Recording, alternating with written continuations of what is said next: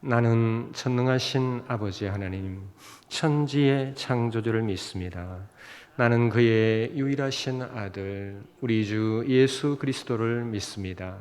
그는 성령으로 잉태되어 동정녀 마리아에게서 나시고 본디오 빌라도에게 고난을 받아 십자가에 못 박혀 죽으시고 장사된 지 사흘 만에 죽은 자 가운데서 다시 살아나셨으며 하늘에 오르시어 전능하신 아버지 하나님 우편에 앉아 계시다가 거기로부터 살아있는 자와 죽은 자를 심판하러 오십니다.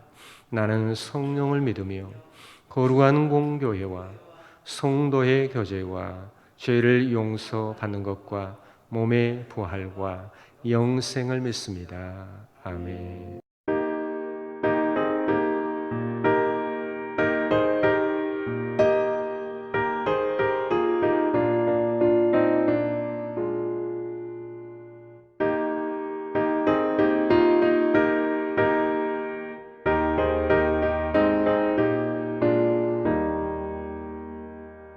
정결하게 하는 셈이 나의 앞에 있도다.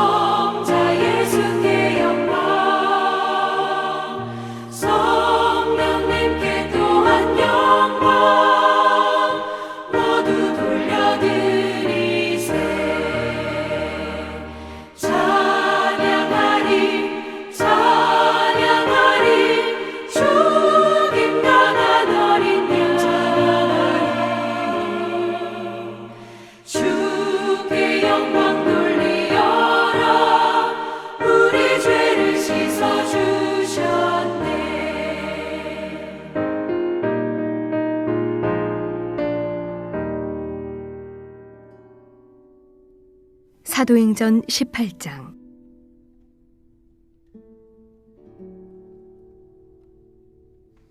그 후에 바울이 아덴을 떠나 고린도에 이르러 아굴라라 하는 본도에서 난 유대인 한 사람을 만나니, 글라우디오가 모든 유대인을 명하여 로마에서 떠나라 한고로, 그가 그 안에 브리스길라와 함께 이달리아로부터 새로운지라. 바울이 그들에게 가매 생업이 같으므로 함께 살며 일을 하니, 그 생업은 천막을 만드는 것이더라. 안식일마다 바울이 회당에서 강론하고 유대인과 헬라인을 권면하니라. 실라와 디모데가 마게도냐로부터 내려오매 바울이 하나님의 말씀에 붙잡혀 유대인들에게 예수는 그리스도라 밝히 증언하니,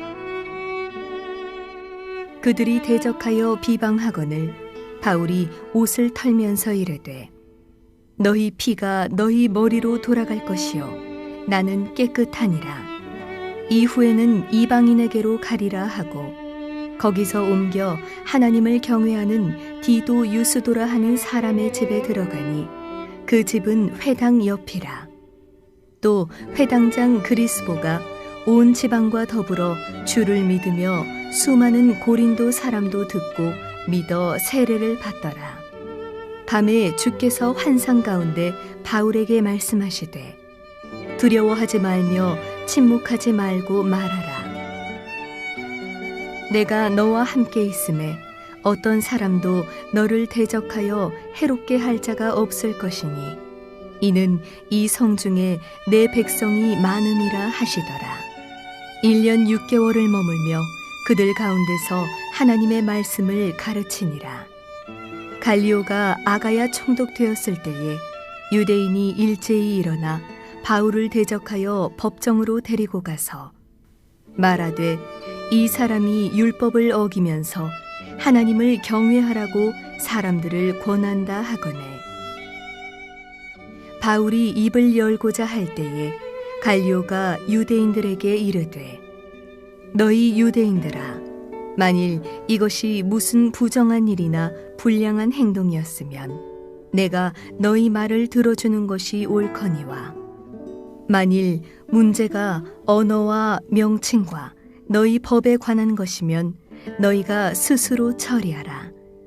나는 이러한 일에 재판장 되기를 원하지 아니하노라 하고, 그들을 법정에서 쫓아내니 모든 사람이 회당장 소스데네를 잡아 법정 앞에서 때리되, 갈리오가 이 일을 상관하지 아니하니라.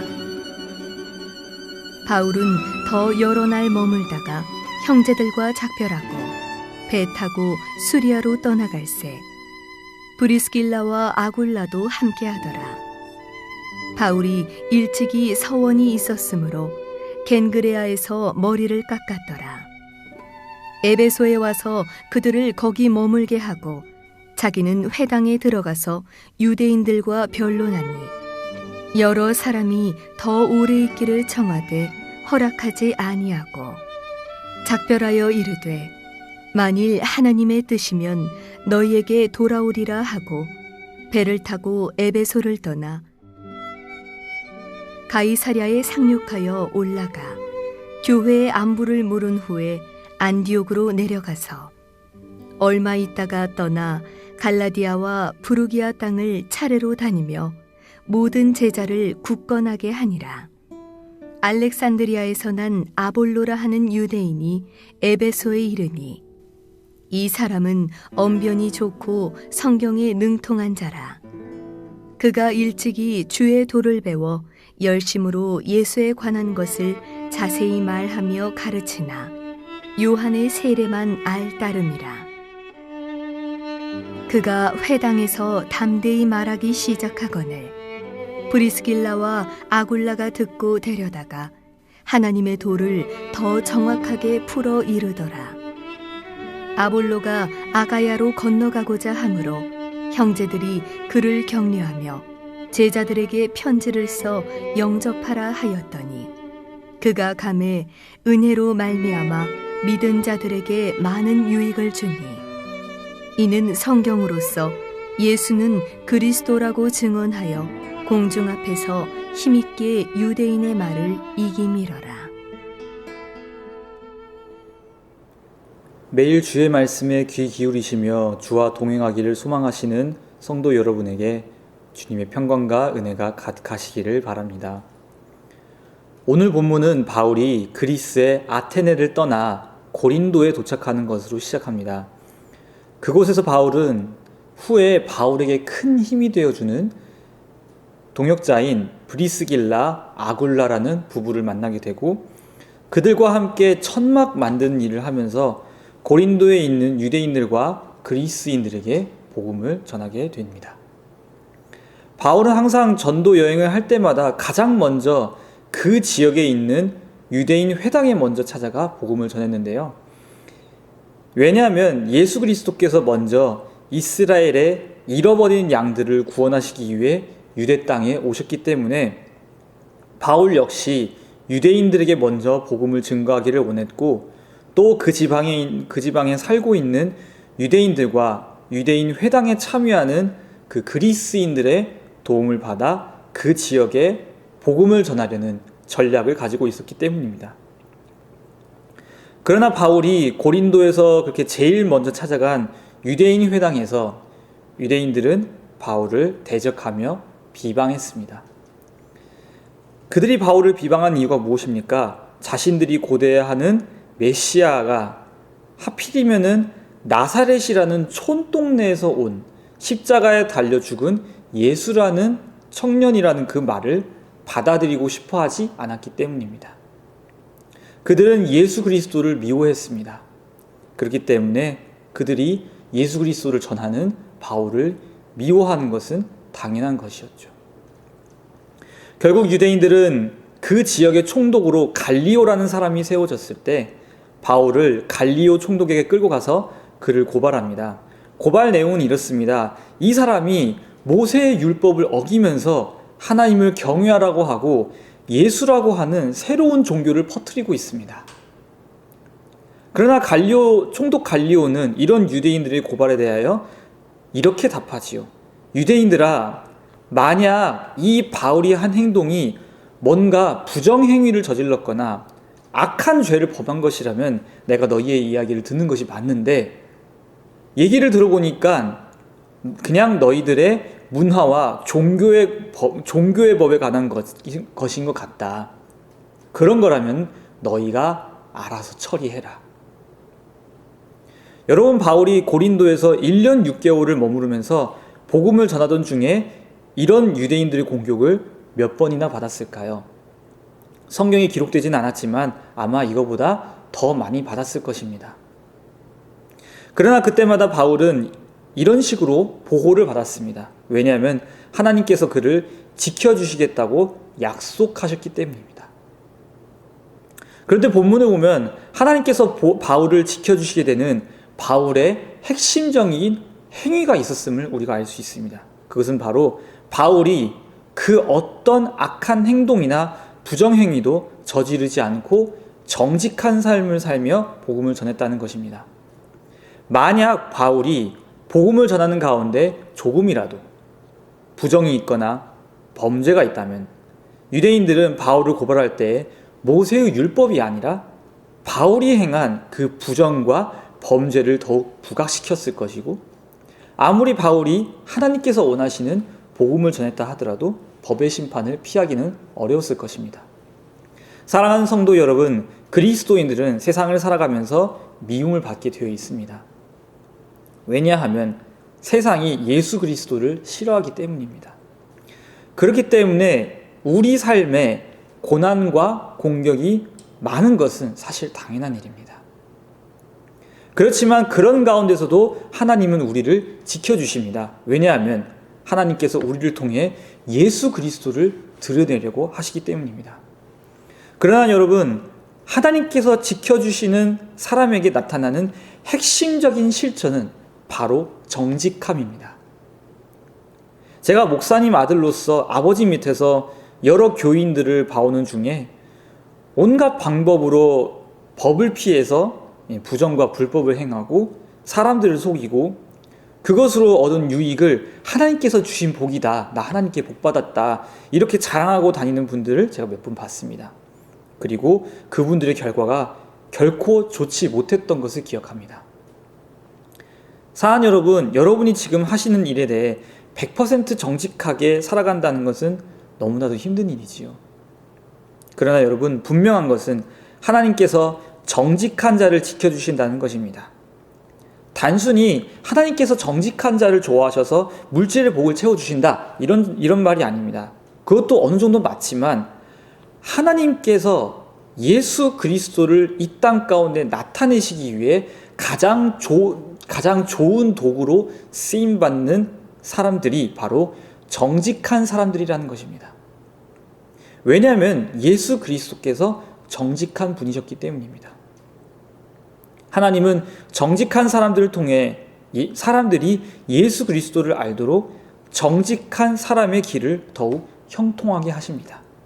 이 사실을 믿는 여러분들이 되시기를 간절히 소망합니다. 사랑하는 성도 여러분, 정직하게 사는 것은 분명 어렵습니다. 그러나 그것이 예수 그리스도의 길입니다. 우리가 정말 그리스도인이라면 오늘 하루 여러분 단 한 번이라도 좋으니 단 한 번의 정직함을 성공적으로 실천하는 우리가 되기를 소망합니다. 그것이 복음이 전해질 수 있는 결정적인 핵심이자 예수 그리스도께서 정직하신 분이심이 세상에 선포되는 핵심인 줄 믿습니다. 기도하겠습니다. 선하신 하나님, 우리 주 예수 그리스도께서 정직하신 분이셨기 때문에 우리 역시 정직한 사람들이 되기를 소망합니다. 우리가 정직하게 사는 것이 너무나 어렵기 때문에 그 두려움 때문에 정직함을 포기할 때가 너무나도 많지만 하나님 저희에게 단 한 번의 용기와 담대함을 허락하셔서 하나님께서 지켜주실 것을 믿고 정직함으로 나아가는 저희가 될 수 있도록 오늘 하루 저희의 삶을 붙잡아 주십시오. 이 모든 일을 행하시는 분은 오직 성령 하나님이십니다. 성령 하나님, 정결한 마음, 정직한 마음으로 우리를 채워주십시오. 예수 그리스도의 이름으로 기도합니다. 아멘. 하늘에 계신 우리 아버지, 아버지의 이름을 거룩하게 하시며 아버지의 나라가 오게 하시며 아버지의 뜻이 하늘에서와 같이 땅에서도 이루어지게 하소서. 오늘 우리에게 일용할 양식을 주시고 우리가 우리에게 잘못한 사람을 용서하여 준 같이 우리 죄를 용서하여 주시고 우리를 시험에 빠지지 않게 하시고 악에서 구하소서. 나라와 권능과 영광이 영원히 아버지의 것입니다. 아멘.